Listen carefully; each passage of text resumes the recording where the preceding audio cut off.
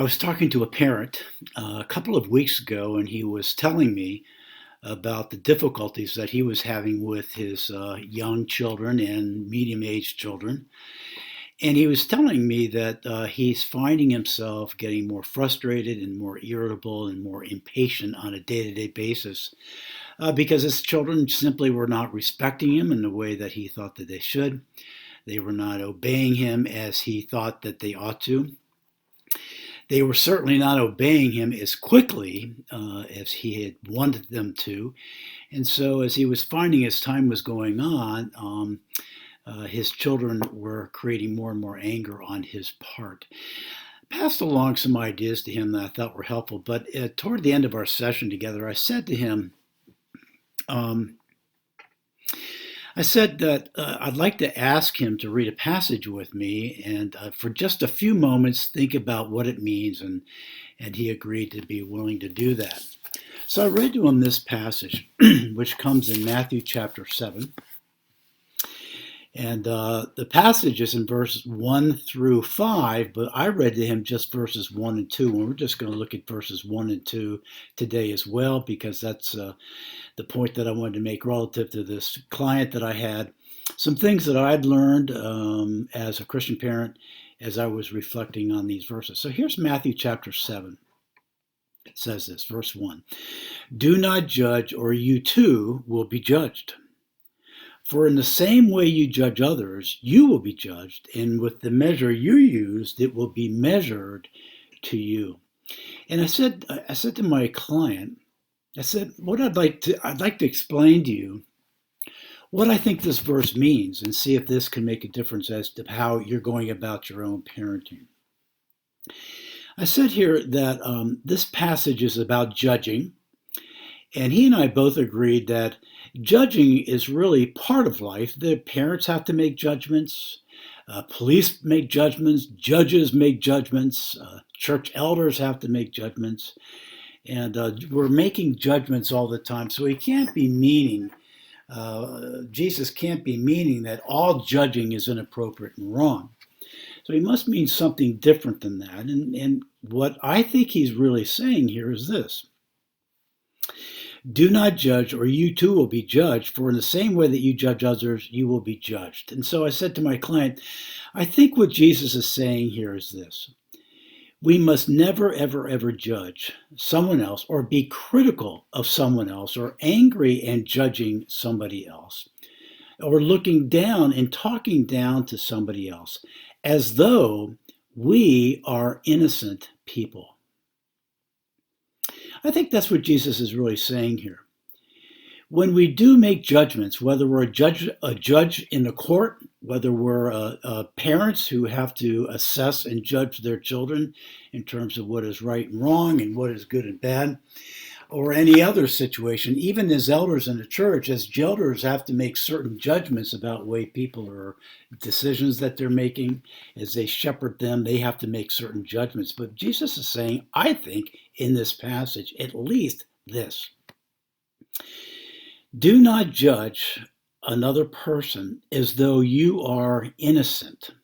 So I related it to my client. I said, you know, when you're addressing your children and judging them and trying to correct them, what Jesus is saying here is not to stop doing that, but to remember when you're doing that, when you're critical of your children, when you're talking down and addressing your children, you have to remember that you're not an innocent person. You're never an innocent person. From the day that we were born, we have always been sinful. There's a systemic, persistent, ongoing sinfulness in our hearts, whether we're aware of it or not, which is always there, and we're always guilty of in some way or another. And that's things that we know that we do, but there is a systemic sinful nature that is ongoing, that's affecting my heart and my mind and the way that I behave and the way that I think and the attitudes that I have. It just never goes away. And though I may be not sinning against my son and daughter as I'm correcting them, however, this passage is saying that as we correct them, we need to remember that we are not correcting them from a position of being an innocent person. Quite the contrary. When we address our children, we need to remember that we are never innocent, and particularly, and at that point in time that we're correcting our children, we are not innocent. So I said to my client, when you're addressing your children and you're finding yourself being critical of them, here's what Jesus is saying.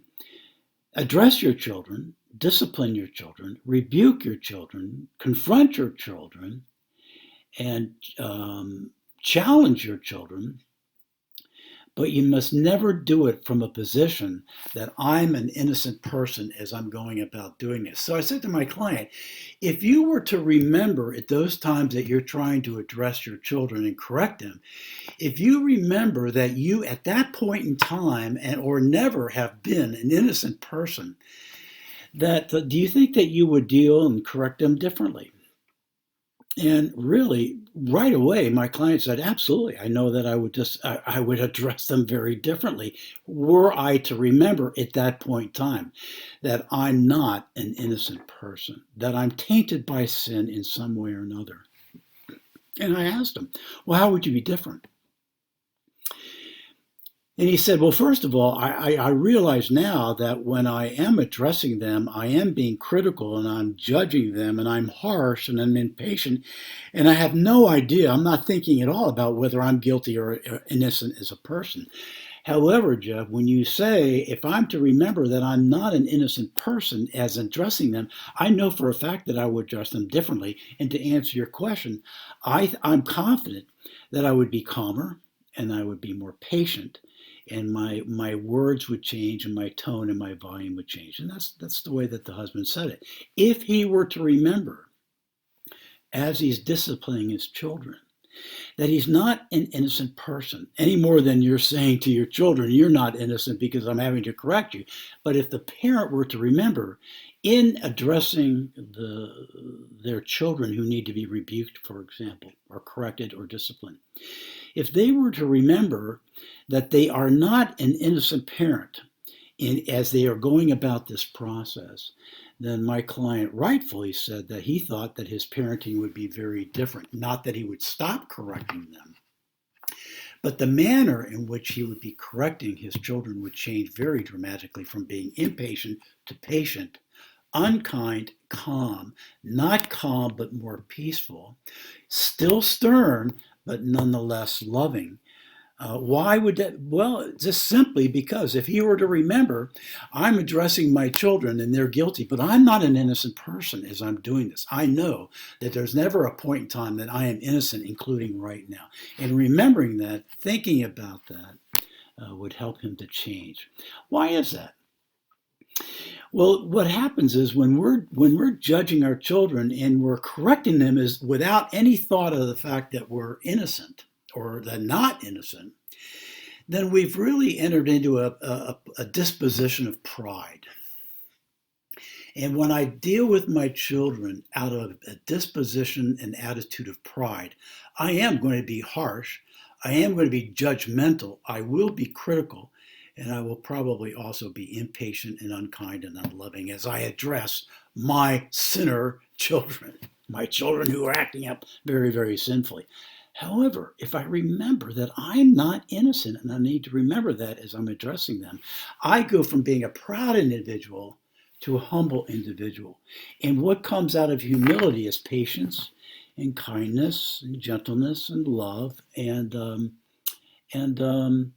proper parenting, addressing my children. And when I have to be critical of them, I will be, if I'm humble, I may still need to be critical of them and address that, but I'm going to be doing it from a very different posture. Okay, I hope that's helpful to you. You know, I just turned 70 and I have 4 children and they've all grown up and adults. And I look back on those years of parenting and I see some things that I did that I think I did very well. But I wish I had known this earlier on when addressing all 4 of my children. I think I would have been much less harsh, critical,